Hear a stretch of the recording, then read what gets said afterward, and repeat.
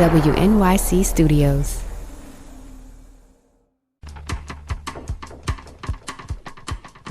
Once upon a time, in a land far, far away, by which fairy tale setting I mean Langley, Virginia, on Saturday, the President of the United States gathered a room full of CIA employees and his own bust-in peanut gallery and started telling his usual series of lies. Friday's inauguration crowd stretched to the Washington Monument, he claimed. Not true. He had no rift with the intelligence community, he claimed. Also not true. On the contrary, Trump not only ridiculed their competency, he compared them to Nazis. Trump, who had been president at that point less than 24 hours, even lied about Friday's weather. When I first started, I said, oh no. First line, I got hit by a couple of drops. And I said, oh, this is too bad, but we'll go right through it. But the truth is that it stopped immediately. It was amazing. And then it became really sunny. But what tied those lies together is Trump's lie, that he is the blameless victim of a monolithic media conspiring to portray him in an unflattering light. They are among the most dishonest human beings on earth. I'll leave the pop psychology to you. What mattered was that the president explicitly claimed to be at war with the media. The first skirmish was Saturday morning.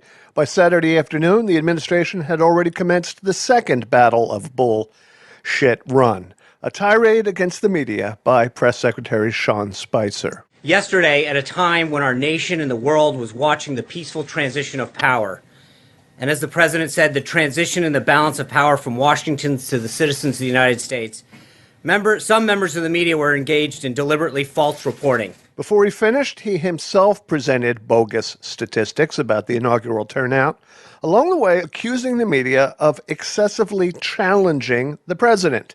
Never mind that the press's First Amendment role is precisely to challenge elected officials. Then came a vague threat. There's been a lot of talk in the media about the responsibility to hold Donald Trump accountable. And I'm here to tell you that it goes two ways. We're going to hold the press accountable as well.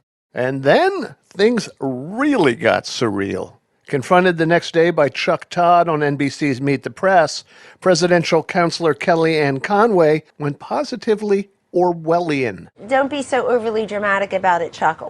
You're saying it's a falsehood, and they're giving Sean Spicer, our press secretary, gave alternative facts to that. But the point remains. Wait a minute. Alternative facts? Alternative facts for the 5 facts he uttered.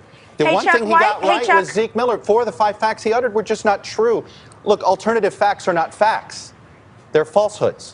In other words, not just a war with the media, but a war with reality itself. On Monday, a markedly less bellicose Sean Spicer charmingly fielded 42 questions from the press. But once again, when the subject turned to his weekend tantrum, he articulated what can be described as a fundamental hostility to the press's role as proxy for the electorate to get answers and accountability from those in power, not to fulfill the president's PR agenda. In an exchange with CNN's Jim Acosta, whom Trump had disparaged a week earlier as a purveyor of fake news, Spicer, he whined about the ceaseless negativity of the reporting. Always got to be negative, Jim. Some days we do the right thing.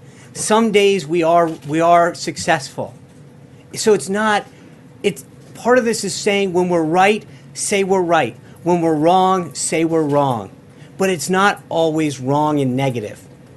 There's a lot of things that he's done already. A lot of amazing people he's appointed, a lot of success that he's having. And it would be once in a while for someone just to say, report it straight up. He appointed this person, here's their background, not why they're not going to get nominated, not why it's not going to happen. In point of fact, the press has dutifully covered every single Trump statement, every single meeting, every single executive order, every single policy decision, and yes, the ebb and flow of every cabinet nominee's confirmation process. The focus on lies and on trivia and on presidential invective can be pinned on only one person, the president himself. But here's the thing. Spicer is wrong about a lot more than the size of the inauguration audience. Accountability does not go both ways, even if the media have been unfair to Trump. And by and large, they have not been tough noogies. We owe nothing to the government whatsoever. What we owe to the public is not neutrality, balance, or official stenography. It is merely truth.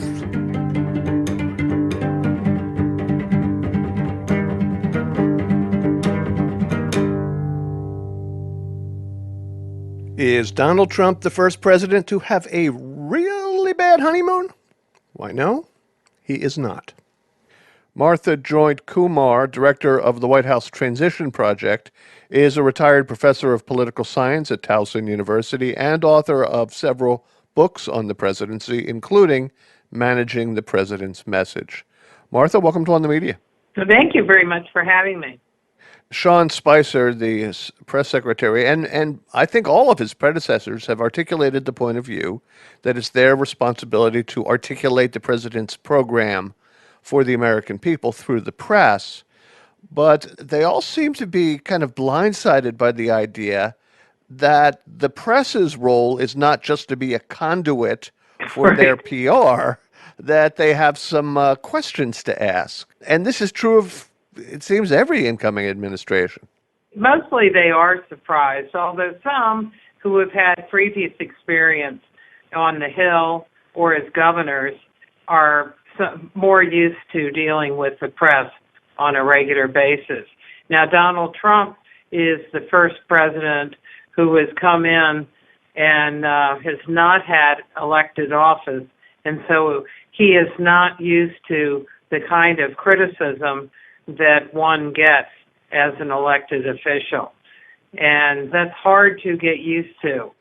I was looking at some research done by the Center for Media and Public Affairs, which is a kind of conservatively skewed, albeit nonpartisan think tank. And they did a content analysis of the first year of press coverage of Ronald Reagan, George H.W. Bush, and Bill Clinton.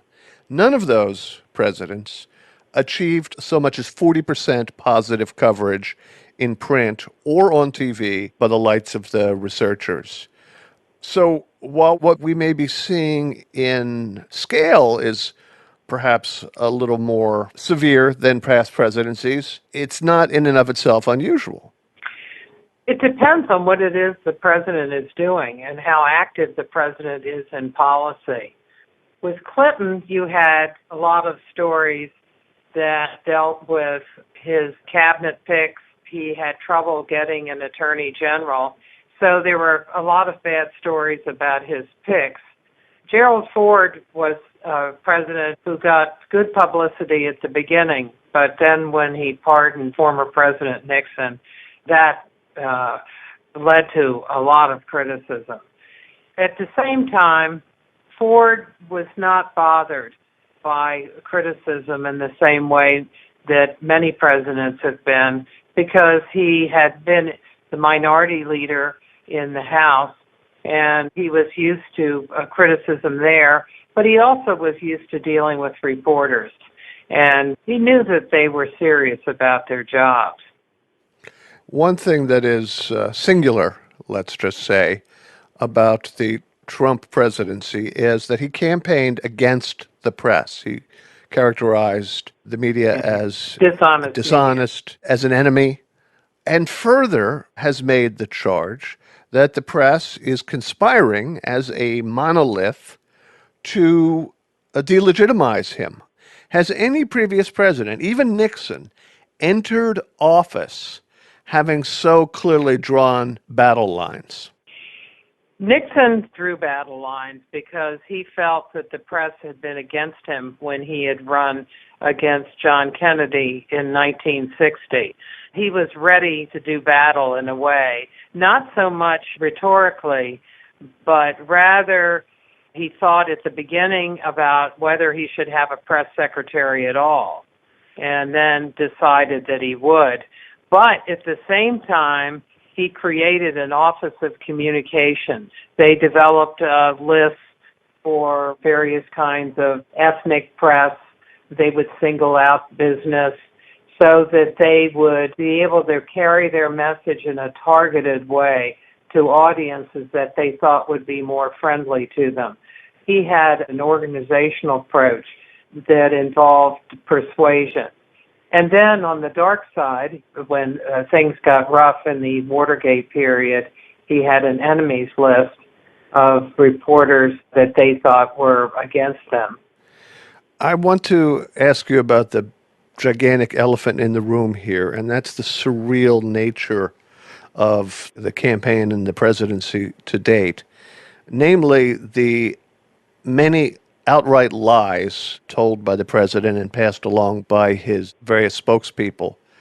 And I just imagine in what universe he thinks that calling out a lie is unfair or crooked or slimy or anything of the like, and how Sean Spicer can be so confounded by what's going on. I think he has his own reality, and presidents will sometimes believe things that aren't true. Reagan used to choose his facts that were favorable ones. He would get them from Reader's Digest. Oh, the killer trees that were poisoning the environment with carbon dioxide. Yeah. I remember a wonderful sign where when he was campaigning, there was a guy that had a costume of a tree, and it said, "Cut me down before I kill again."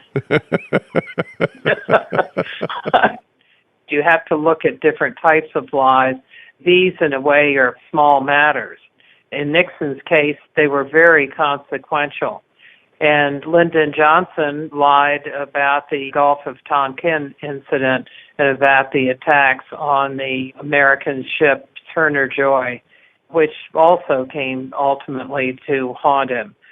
One of the problems here is that if you have your press secretary at that White House podium give information that is not accurate, then their credibility is damaged. And what happens then is that reporters seek alternate sources of information. And those sources can include, and you can see it in the Post and Times articles, staff members of the White House who speak anonymously, and then people on the Hill, whether it's members of Congress or staff members. So the story that one is going to get in the alternate places is not going to be as favorable as the one that they would get if they believed what it was the press secretary was saying. Over the weekend, Sean Spicer fulminated about press unfairness and conspiracy to undermine the new administration. It was as if he had come to a costume party dressed as Trump's id. Well, you want a press secretary to reflect the thinking and also the temperament of the president, because most days you're not going to get that close to the president. I want to see a press secretary who comes out there and gives you a feel for what the president not only is saying, but what he is thinking. Jody Powell, when he was press secretary, was a marvelous reflection of President Carter. He knew him very well. When they were first running and their campaign wasn't very well funded, they used to share a room.